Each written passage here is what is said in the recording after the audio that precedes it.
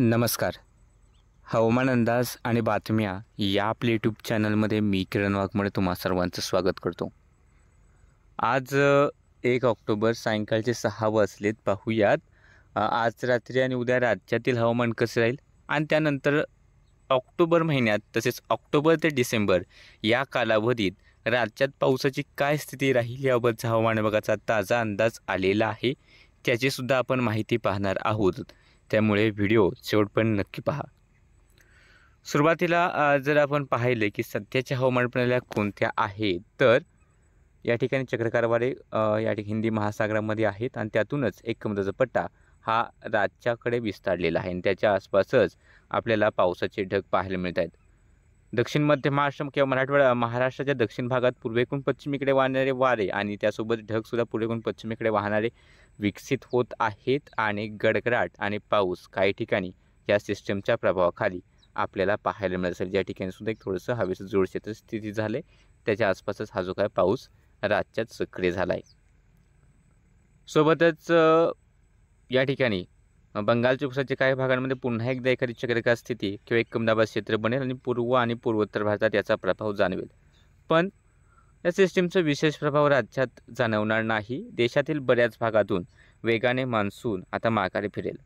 मात्र महाराष्ट्रातून माघार जाण्यासाठी मान्सूनला अजून अवकाश आहे.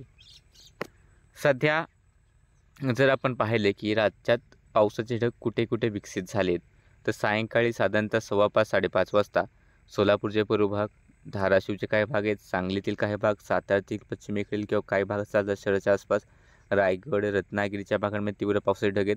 थोड्याफार पावसाचे ढग इकडे नाशिक जिल्ह्याच्या पश्चिम भागांमध्ये आहेत, जळगावमध्ये आहेत, छत्रपती संभाजीनगरमध्ये आहेत किंवा इकडे नागपूर आणि गडचिरोलीच्या काही भागांमध्ये आहेत. आणि थोड्या क्षेत्रावरतीच हे ढग आहेत, असं नाही की खूप मोठा क्षेत्र किंवा खूप मोठ्या भूभागावरती पाऊस चालू आहे. पण ज्या ठिकाणी पडतो त्या ठिकाणी जोरदार वादळी वाऱ्यासह हा पाऊस सध्या सक्रिय आहे. आणि जर या ढगांची वाटचाल पाहिली तर थोडंसं उत्तर किंवा पश्चिम दिशेने हे ढग पुढे सरकत जाण्याची शक्यता आहे. त्यामुळे आज रात्री रायगड, रत्नागिरीचे उत्तर भाग म्हणजे मंडणगड, दापोली चा भाग असेल किंवा चिपळूणच्या आसपासचे भाग असतील किंवा या ठिकाणी पोलादपूर, महाडच्या आसपास गडगडाटी पावसाची शक्यता राहील. साताऱ्यामध्ये पाहिलं तर सातारा शहर, कराडच्या पश्चिमेकडे किंवा इकडे पाटण, जावळीमध्ये गडगडाटी पाऊस राहील. महाबळेश्वरच्या वाईच्या आसपासही रात्री गडगडाट आणि पाऊस होण्याची शक्यता आहे. सांगलीचं पाहिलं तर जत तालुक्याच्या पश्चिम भागांमध्ये पावसाचे ढग आहेत, जे थोडंसं पश्चिमेकडे सरकत थोडासा पाऊस देतील. त्यानंतर धाराशिव आणि सोलापूरचे लगतवरती भाग आहेत, या ठिकाणी सुद्धा पावसाचे ढग आहेत, जे सुद्धा थोडंसं पश्चिमेकडे सरकत आज रात्री पाऊस देतील. त्यानंतर छत्रपती संभाजीनगर मध्ये दक्षिण भागांमध्ये थोडासा पावसाचा ढग आहे.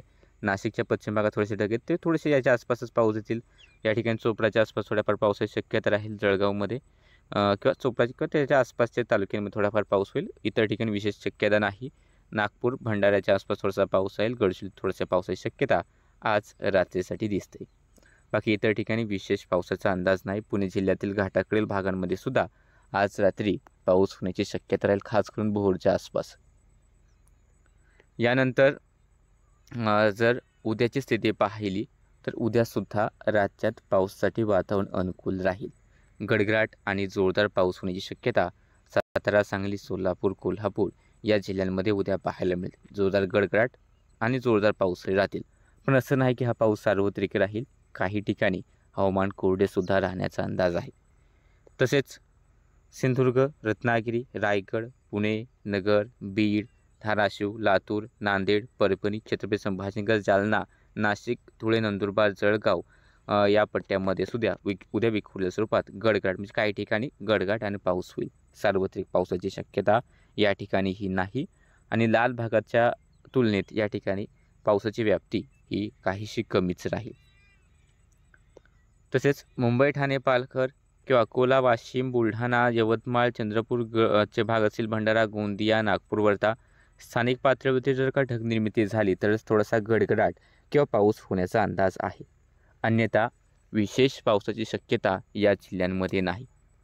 तसेच गडचिरोलीच्या काही भागांमध्ये थोडासा गडगडाट आणि पाऊस होण्याची शक्यता ही उद्या पाहायला मिळते. उद्या सकाळी आपण तालुकानिहाय अंदाज देण्याचा यासाठी प्रयत्न करू. कोणत्या तालुक्यांमध्ये विशेष शक्यता राहील त्यामुळे उद्या सकाळचा व्हिडिओ पहा आणि अशाच प्रकारचे व्हिडिओ पाहण्यासाठी चॅनल सबस्क्राईब करा. आता आपण पाहूयात की हवामान विभागाचे काय इशारे आहेत. तर उद्या 2 ऑक्टोबर रोजी सातारा, सांगली या 2 जिल्ह्यांमध्ये हलका मध्यम पाऊस किंवा गडगडाट होण्याची शक्यता हवामान विभागाने दिली, पण या ठिकाणी कोणताही धोक्याचा इशारा हवामान विभागातर्फे देण्यात आलेला नाही.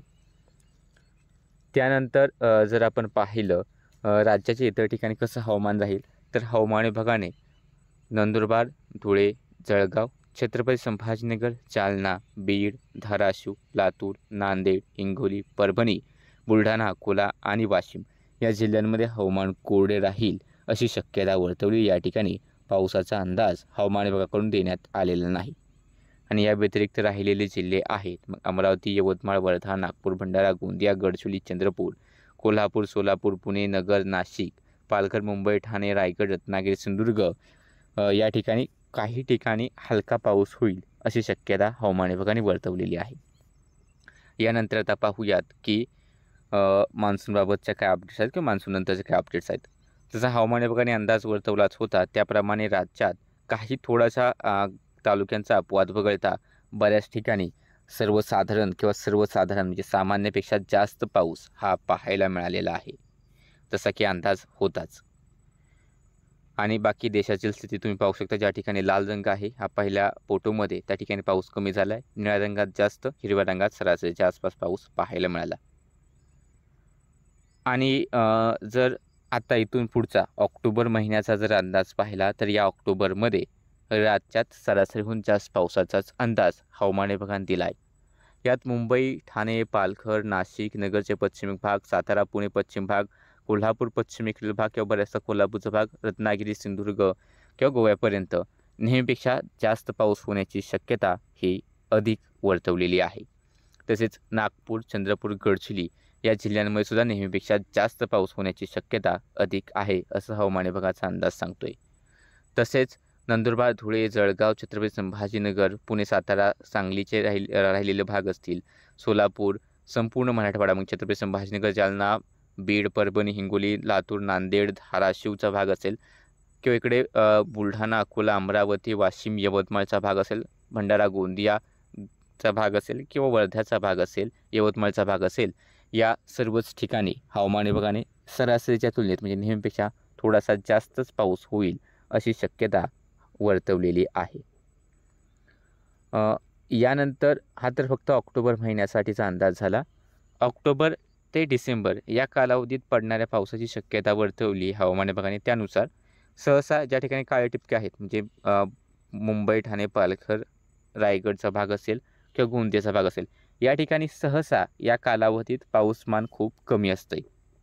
हेच ते काळ्या टिपके दाखवतात. बाकी निळा रंग राज्यात सर्वच ठिकाणी दिसत आहे.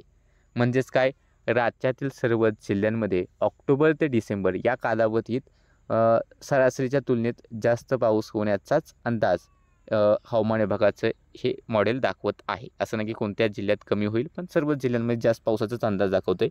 पण हा 3 महिन्याचा मिळून अंदाज आहे. त्यात ऑक्टोबर महिन्यातही जास्त पावसाची शक्यता वर्तवली. त्यामुळे ऑक्टोबर, नोव्हेंबर, डिसेंबर राहून अवकाळी पाऊस येईल किंवा मग फक्त ऑक्टोबरमध्ये जास्त पाऊस पडेल आणि त्याच्यामुळे नोव्हेंबर, डिसेंबर या 3 महिन्याचा जर आपण अंदाज घेतला तर जास्त पाऊस दाखवतोय असं राहू शकतं. म्हणजे असं नाही की आपल्याला सतत अवकाळी पाऊस पाहायला मिळेल असंही यावरून स्पष्ट होत नाही. मात्र ऑक्टोबर महिन्यात तर जास्त पाऊस आहे एवढं नक्की आहे. बाकी इतर महिन्यांमध्ये नोव्हेंबर, डिसेंबरमध्ये पावसाची शक्यता बनेल का ते त्या स्थितीवरती अवलंबून आहे. त्याचे अंदाजही हवामान विभाग प्रत्येक महिन्याच्या शेवटी आपल्याला देईलच. बाकी ते अपडेट्स असतील किंवा आपले काही अपडेट्स असतील ते तुमच्यापर्यंत दररोज आम्ही पोहोचवण्याचा प्रयत्न करू. आणि ते व्हिडिओ पाहण्यासाठी चॅनलला तेवढं सबस्क्राईब करून घ्या. व्हिडिओ लाईक आणि शेअर करायला विसरू नका.